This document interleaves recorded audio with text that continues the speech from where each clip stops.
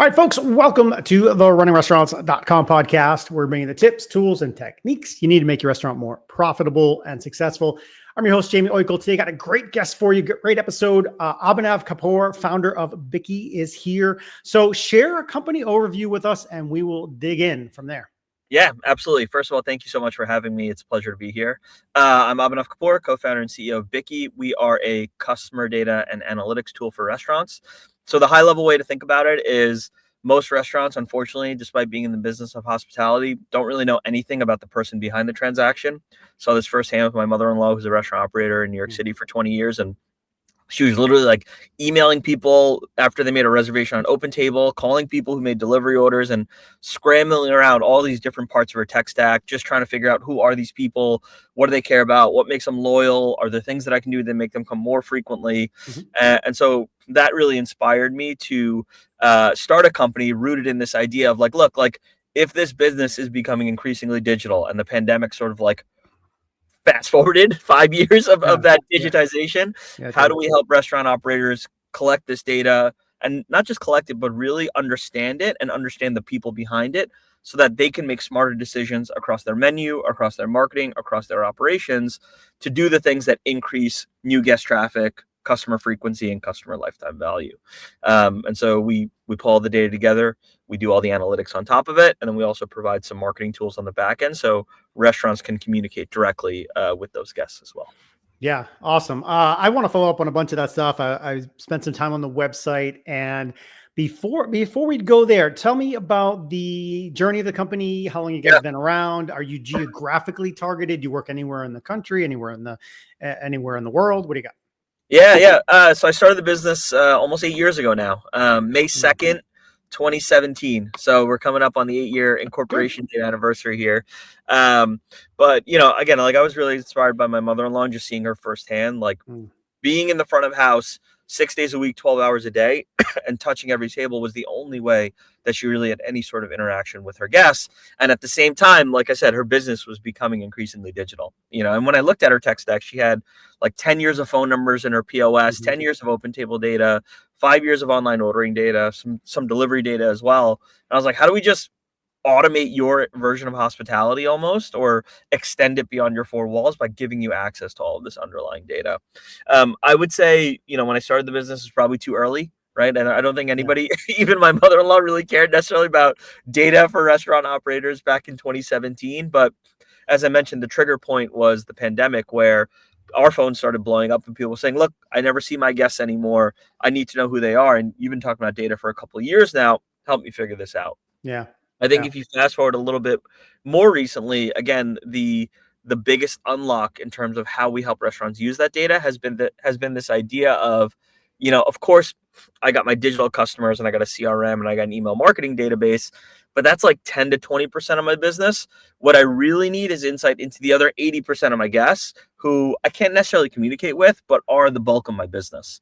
And so we really started providing data tools, analytics, for lack of a better term, on understanding that when a restaurant launches a menu item, does it bring in new guests? Does it increase average check? Does it increase the frequency of your existing guests? Does it cannibalize something else on the menu?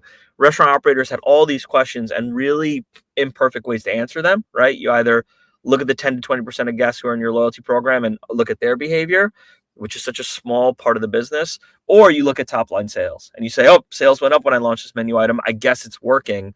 And we were just like, that's just not a good enough answer, right? That's not really telling you the depth at which it's working or the extent to which it's working. So how do we just go that one level deeper and get you all of the customer data to start answering some of these really impactful questions and these decisions that you're making to grow the business?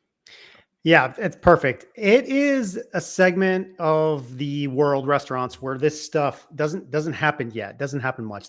I think what you guys do is going to be so prevalent soon, sooner than later. It's so important. And I love the list of questions. I think it's towards your homepage. It's towards the bottom. And it's the things that you could ask, questions you could ask. You'd want the answers to these, right? And I wrote I just jotted them down. What items have higher churn rates? How do I drive higher frequency? Right. That's right. How much is a loyal guest worth? You want to know the answer to those questions. And the only way you can do it is with technology. You can't guess, and you can't have a scratch piece of paper somewhere that has that information. So I want to ask you a question, because I happen to be rereading this book, and this is an old book. Hug Yeah. Your Customer. Do you know this book? I don't actually. All right, I'm so excited to hear about it. read this book, because you'll find it fascinating, because it's this. Let me find the copyright. It's at least 10, 15, 20 years old, but it is based on a clothing company in Connecticut. They sell suits and ties and shoes and so forth, but they digitized way back in like 1970, in the 70s and 80s. And they found real early on that having those answers about their customers, what do they buy? How often do they buy? What else do they need? Is so critical. And so I'm rereading it. Like I've brought it up a few times, but I'm actually rereading word by word, page. And I'm like, holy crap. Yes, it's talking about clothing, but all these same questions still years and years later relate to restaurants, and they're not Yeah. doing these things. And then Yeah. I pull up your webpage and you guys are like answering those questions. And so I'm glad the technology is getting there. What are you seeing in the marketplace? What's catching most?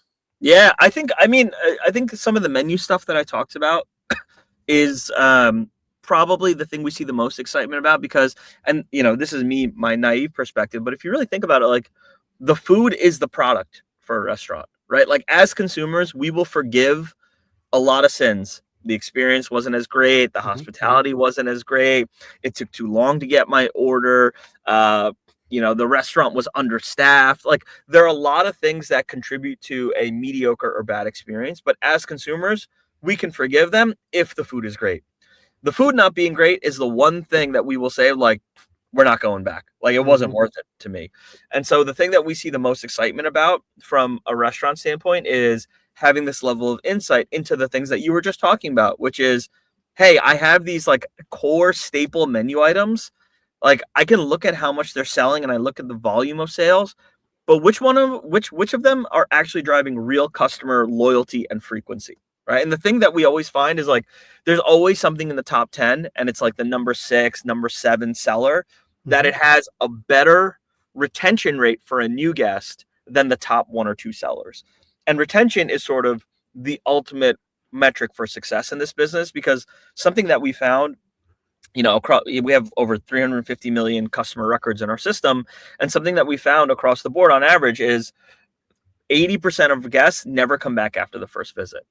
And the Really? 20% that do come back can be up to 70% of a brand's revenue. It depends on the concept, but like we can see small cohorts of guests driving just an outsized impact for a brand. And so what we say is like the most important thing is getting someone from their first visit to their second visit, because the probability that they keep coming Mm-hmm. back after that just keeps going up and up and up. And so what we say is like strategically position your menu to work for you to drive that second visit, right? If it's someone's first time there, your team should be saying, try X. Now, X doesn't have to be the best seller, but X should be the thing that, again, like increases the probability that someone comes back for a second visit. And so I think that those are the kinds of insights where, Mm. like, it's not necessarily like a novel or a game-changing Yeah. insight, but it is something that restaurants are not doing today and can increasingly be doing to build, more loyal, stickier guests. So, It's those numbers are fascinating. And I just, as you said it, I started to think about my own behavior. Like there's a lot of places I go to only once. Like I went yep. there, I wanted to check it out, was maybe hoping that it could be a regular, and it just didn't meet the criteria for whatever reason: food, service, quality, ambiance, pricing, etc. And yeah, so but what did they do to get me to come back? A lot of times the answer is like nothing. Like they didn't do anything, didn't capture data Yes. anyway in the beginning part, and Yeah. didn't do any marketing. So that's fascinating. But another stat that I loved, highlighted on your site a few times, is average. Well, I want to get to average visits, but lifetime value. Okay, Yeah. so the lifetime value of that customer. Yeah. And so I want you to talk about it in a second, but I'll rant for 2 seconds and say to our restaurant operators that if your customer gives a bad service to Sally, thinking, oh, that was just a $7 sandwich, it doesn't matter, boss. Well, Sally might be worth thousands of dollars for you over time. It's not that $7 sandwich. And I think a lot of that doesn't get communicated to the staff. Like these customers are worth a lot over time. How do you guys think about it?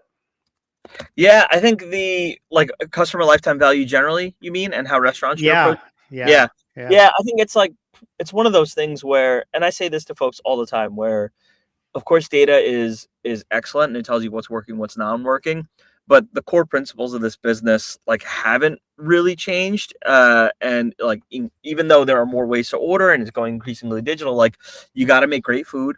It's got to be with a decent enough experience and it's got to be priced appropriately, right? Like those are, I feel like the three sort of and maybe location, because over 80% of the business still happens offline, right? And so those are the three things that I think, or 3 to 4 things that I think about as sort of non-negotiables, and giving a restaurant like the best shot at driving repeat visits and increasing customer lifetime value. That being said, something that we've seen like with some of our brands is the lifetime value of a guest is can be like 10x. The lifetime value Mm-hmm. of a loyal guest can be 10x what it is for a first time guest. Mm-hmm. And so if you have somebody who your average check is $18, they only visit once, the lifetime value of that guest is $18. But what we typically see is like you got to get to someone to 3 to 4 visits within 60 to 90 days, 60 to 75 days. And that's what gets someone to be truly engaged and come at a regular interval. Now, regular doesn't have to be monthly, it doesn't have to be Sure. weekly, it could be quarterly. But the lifetime value of that guest, once you get them to that third to fourth visit within 60 to 75 days, it skyrockets dramatically. And so the best brand that most brands on average only have about 10 to 15% of their guests that are habitual, meaning have that level of Mm-hmm. frequency. To give you a sense of what's possible, one of the best brands that we work with, their level of habitual guests, of guests who come regularly, is above 40%. And Mm. so when you look at their performance last year, and of course, comps, same store sales is something that is always in the news with this business. They had a 22% increase, year over year increase in transactions from repeat guests. Mm-hmm. And that more than offset the 5% decline that they saw in transactions from new guests. And of course, their business was up because more than 40% of their business is coming from repeat guests. And so you can basically start tweaking the business, start understanding A, how do I get someone from 1 visit to 2 visits? B, how do I get them from 2 visits to 4 visits? C, how do I shorten the time frame in which all of that is possible? And then you can start to see these types of increases in lifetime value, which I wouldn't say focus on lifetime value for lifetime value's sake, but the thing that lifetime value ladders up into is the thing that most restaurant operators care about, which is our transactions going up and our sales going up. And so that's Yeah. sort of like the ladder or the process that I think about in terms of why this matters. And then, of course, there's all a bunch of ways in which you can influence that. So. Yeah, maybe we'll talk about some of those ways to get folks back in and influence behaviors and stuff. But I want to talk about guest profiles. You have that on your site, and I like it. And I'll go back to this book again Yeah. for a second. And because when these guys talk about it, they talk about knowing everything about it: their shoe size, their family, their nickname, their cousin. Do they like to be called Miss, Mrs. And restaurants aren't maybe going to go that granular. But if you went to a restaurant today and said, who are your top 25 customers? Tell me about them. The answer is going to be, it's not going to be there, right? Who In knows? most cases. Yeah, I don't In know. most cases. Yeah. Yeah. A lot of times it's not going to be, it's going to be generic. Oh, they are some subset, but you guys will be able to have Jane did this, spent that, Yep. email, phone number, credit card, Yep. like that's great. Like, Yeah. Yeah. I mean, that's the thing. That's the thing, right? It's like, and that sort of, I always call that like, the atomic unit, right? Like that single guest profile is the foundation of all the analytics that we layer up on top of it, or the marketing campaigns that we enable, right? At the end of the day, right? Like, yeah. I'll give you one example, right? We work with a 15-unit smoothie wrap bowl juice brand based in Chicago. They were sending a generic, I miss you, after 30 days, I miss you. Here's a promo to come back. And the conversion rate on that campaign was 5%. So 5 out of 100 people would use the offer. Not bad, actually. When they started using our platform, they started splitting that offer and saying, I'm going to send a promo for smoothies to people who love smoothies, and I'm going to send a promo for wrap or a bowl for people who love wraps and bowls. That one change alone, that one little bit of personalization, basically increased conversion rates from 5% to 15%. So they had a 10 percentage point increase. And so think about that, right? And this is a campaign that is being triggered every single day, right? Because the data comes in, we push it to their marketing platform, and it fires out the campaign. So it's literally 10 extra people every single day converting.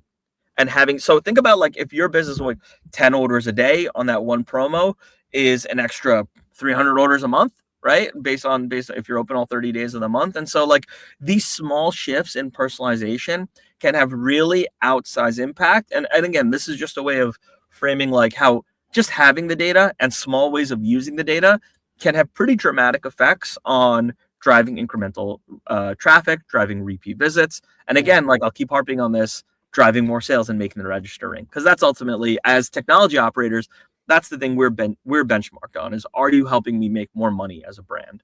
Yeah. I have been a proponent of, let's just stick with email for a second. I've been a proponent of email marketing for 25 years. Like it's great. And if you went back 25 years ago, it was definitely 100% the same message went to everybody. That's just how it was.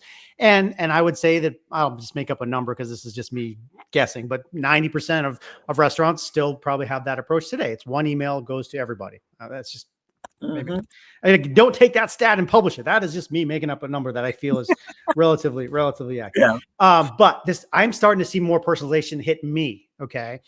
Jamie, you probably like this, or I can tell I'm getting a different message based on my past history. I like that. I know it's good. We don't even need to talk about it. We know that's a good thing for me to get a message specific to me. So the case study that you rolled through is perfect. I mean, you went from 5 to 15, but yeah, that's 10%, but it's also triple. Like that's a triple. Yes. You're tripling that. Yes. And that is a dramatic number. And so talk about whether it's, you want to call it AI or just tech behind the scenes, it's happening automatically. Like that part of it, like hit on that a little bit more. Yeah. I mean, well, the beauty of like, again, like we kind of see ourselves as the source of truth for who your guests are and what they're doing. And so, the beauty of like, there doesn't necessarily need to be any sort of fancy bells and whistles behind the scenes. I mean, of course, there's like a lot of, I don't want to downplay our engineering team, but there's a lot of work of cleaning the data, structuring the data, standardizing the data, etc. That work is, the operator never needs to see that, nor should the operator ever need to care about that. They just need to know that Bikky's doing it and it works for me. And so the beauty of being able to match all this data across all these different sources, the credit card, the email address, the phone number, is whenever someone builds those triggers for a segment in the platform, if a guest hits those triggers, we will automatically push it into that segment and then, send it to the marketing provider to fire out the campaign. And that is very much like, you should be able to automate big parts of your guest life cycle, new guests, lapsed guests. And that way it leaves room for things that restaurant operators are really great at, which is flexing their creative muscles to do surprise and delight campaigns and truly get closer to their guests.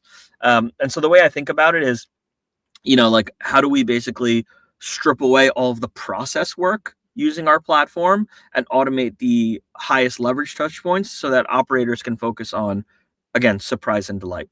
Now, the thing that you mentioned, which was AI, it can be an overused buzzword. I personally think as a data company, AI is part and parcel of what we do and where we should be pushing the industry, not for AI's sake, but because we can start to push insights to the operator about what's happening inside their business. Again, I think about my mother-in-law and, like typically we work with brands with 10 locations and up, but I've seen this at one unit and I've seen it with our largest client who's 1,000 units. There are not enough hours in the day to do all the things that they want to do. And so the way I think about it is, how do we, if we're sitting on all their data and we're tracking their business, what are the insights that we can start to push to them to actually pay attention about so that they can take advantage of those opportunities and, again, focus on the highest leverage things to drive their business forward. And I think that is just at a high level, that's one of the things that we're working on this year, is getting better at just, hey, pay attention to this. Hey, revenue was down. Here's reasons why. Hey, it turns out that this menu item has above average churn rate, and I know you just launched it. It's not really working. Like, those are the types of insights that we want to start to automate. So again, people can just continuously make the right decisions and operate the business to the best of their ability. Yeah, I like that. It's like a red flag, like, hey, pay attention to this. Question for you about technology. Someone listening would go, oh, I already have this and that and this and that. What does it look like to integrate what you do into someone's existing operation? It depends on the tech stack, but like we've gotten really good at it where, if you have a modern cloud-based POS and you're using their online ordering, or you're using, a big online ordering provider like Olo, or like it takes 1 to 2 weeks to get things up and running. I would say like we have a few brands here that are 50 units, they're on Toast for POS or Square for POS. And like it's like point and click and the data comes in. And like I said, within 2 weeks, like they have insights on it's not just from the time you integrate forward, but we get all the historical data as well. And so we're going Yeah. back 2-3 years Oh, and you're getting insight on decisions you made last year. Like you're thinking about relaunching this burrito LTO. Well, it turns out you launched it last year. How did it actually do last year? And so it doesn't just because sales went up doesn't mean it's necessarily the right thing to launch every single year.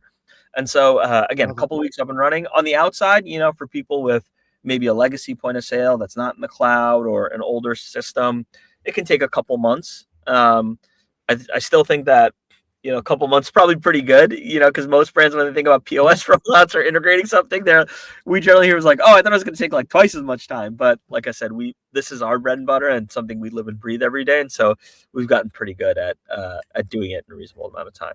Yeah. Okay. Yeah. Yeah. You would, again, if you go take a time machine, go back 10, 15 years in time, like the stuff you're talking about would take years to, pull all the pieces together and would cost zillions of dollars. And Yeah. so that's just not the case, which Yeah. is great. Yeah, like Giving for folks a us, chance. like restaurants should not have to build their own data stacks. Like you should be in the business of making food, serving food, and marketing food. Like that is the superpower of the operator. That is the thing that they are great at. The technology behind it and how do I get the data and how do I build the dashboards? Like we're trying to abstract away all of that because we want you to understand how good you are at those three things, making, serving, and marketing food. And we want you to make better decisions so you can keep getting even better at those three things. And that's really the mandate from our side. Yeah. Yeah. Awesome. We covered a lot. I want to ask you some personal stuff and we'll close with some more business stuff, but Yeah. we talked about this book. What's a book that you recommend or something you're reading now? What do you think? Wow.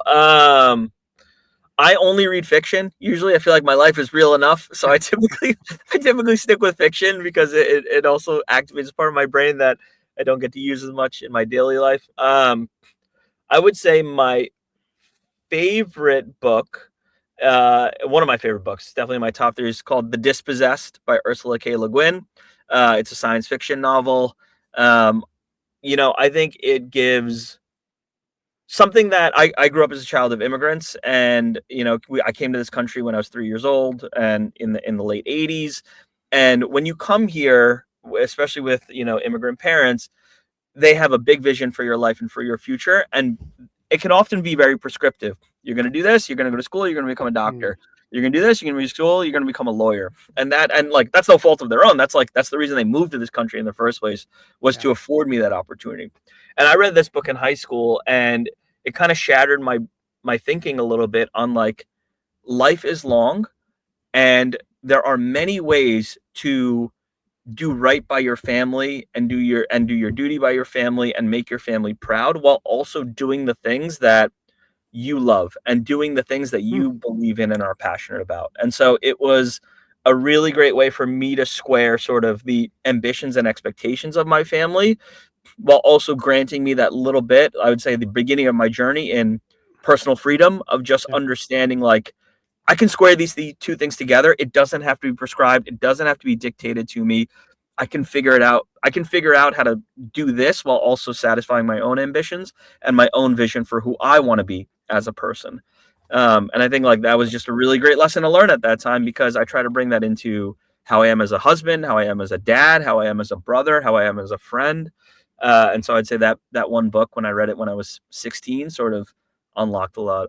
Yeah, it sounds like it hit you at the right time, is what it sounds like. Well, let's stick there. Kind of other life wisdom. Any quotes that you love that you go to? Any thoughts or sayings or mantras that you use in meetings? Anything stand out? I'll tell you, I don't necessarily know if it's like one of my favorites, but I'll tell you something I said to my 9-year-old son over the weekend, which was, everyone has a plan until they get punched in the face. I think that's the Mike Tyson quote. And I think the point is like planning is necessary. Planning is, like when I think about my most successful, or I would say like happiest moments, it's like I did spend a little bit of time just sitting and thinking and planning them out. And even if things didn't go according to plan, like I thought about the opportunity enough where I was like, okay, if things don't go according to plan, how do I react in that situation?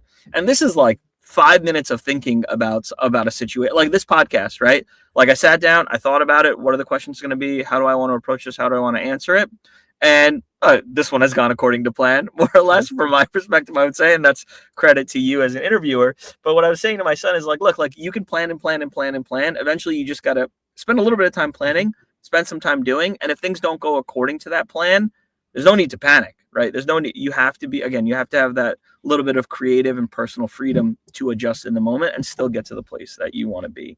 And so I would say that's something I shared with him just because that's the first quote that came to mind, rather, because it's something I shared with him just a couple of days ago. It's a good age, 9 there. That's a good age. They can learn a lot. They can learn a lot there. Could be sports, could be school. Hey, I always get A's, but bam, you just got a C on something or an F. Like, what the heck? I swear to God, life's going to go on, right? Life's going to go on. You're going to have another opportunity, things of that nature. But yeah, sometimes you have plans, but you get punched in the nose. Yeah. And thankfully, not often by Mike Tyson, because that would probably that one I don't know if I would have a plan to come back from, honestly. Yeah, that could ruin the day. Ruin the day. Yeah. All right, one more thing. You're in the space, and you guys are in tech, and so you're seeing trends. Where do you think the restaurant industry could be in 2 years, 3 years, 5 years down the road? What's changing? Great question.